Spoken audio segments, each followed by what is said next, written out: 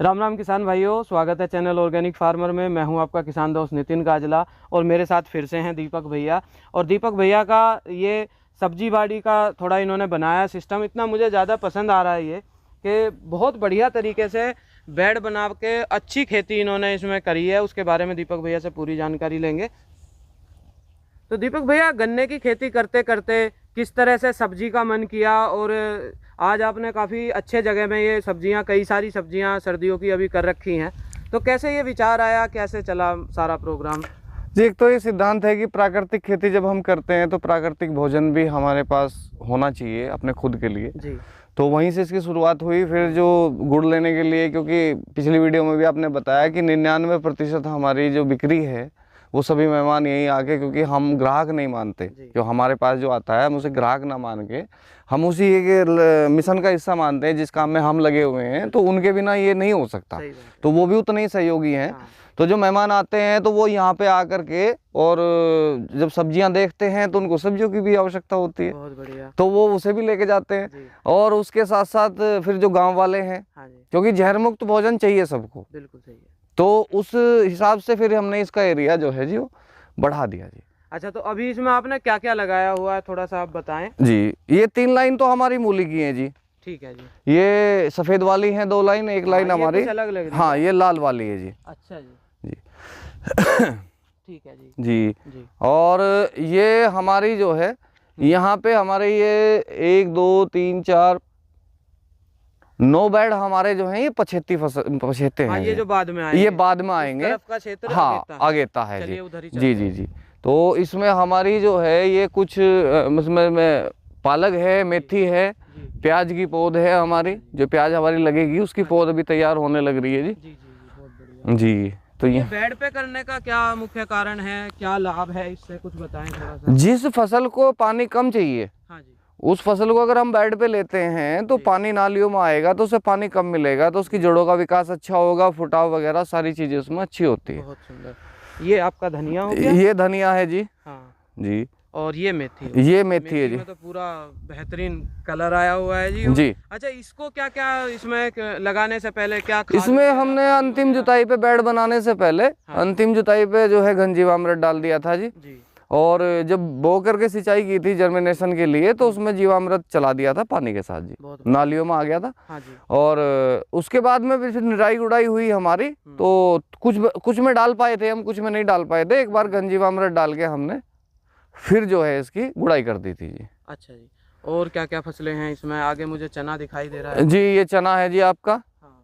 ये साग के लिए बहुत, मतलब अगर पकाने के लिए लगाते तो 2 ही लाइन लगती इस बेड पे। हाँ जी। लेकिन ये साग के लिए हमने 2 दाने जो हैं जी वो नजदीक लगाए हुए हैं। ये कट भी चुका है हमारा, आधे से ज्यादा कट चुका है जी। और एक बार कटिंग आ गई, हाँ, कटिंग आ गई, ये आने लग रहा है और ये लगातार जो है चलता रहेगा जी। बहुत बढ़िया जी, बहुत बढ़िया। ये मटर है, ये मटर हो गई आपकी जी। अच्छा, मैं देख रहा हूँ उस तरफ जैसे मेथी को, धनिया को तो आपने पानी दिया हुआ है, इधर पानी नहीं चलाया है, वही कारण है कि भाई हाँ, पानी जो है वो हर फसल की अपनी अपनी जरूरत होती है पानी की जी। जैसे मान लीजिए आपका जो चना है उसको तो अगर आप पूरे सीजन में एक भी पानी नहीं दोगे तो उसका काम चल जाएगा, कोई दिक्कत नहीं है। एक आध पानी बहुत पतला सा आप निकाल सकते हो, नहीं तो उसे कोई पानी की आवश्यकता नहीं होती है।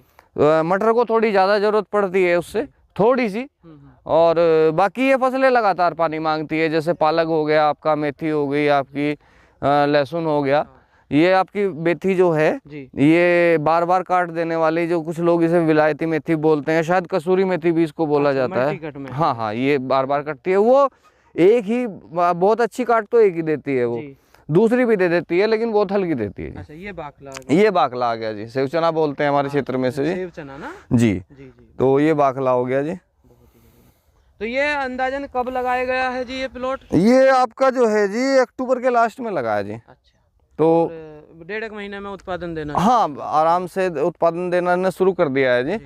और इसमें बरसात की वजह से काफी लेट रहे ना सब्जी में जी आपके पास। हाँ जी। ये पालक हो गया जी। बहुत बढ़िया जी। ये कटिंग चल रही है? ये कटिंग चल रही है जी। ये मशीन से बोया हुआ है, 3 लाइनें बेड के ऊपर जी। बहुत बढ़िया जी।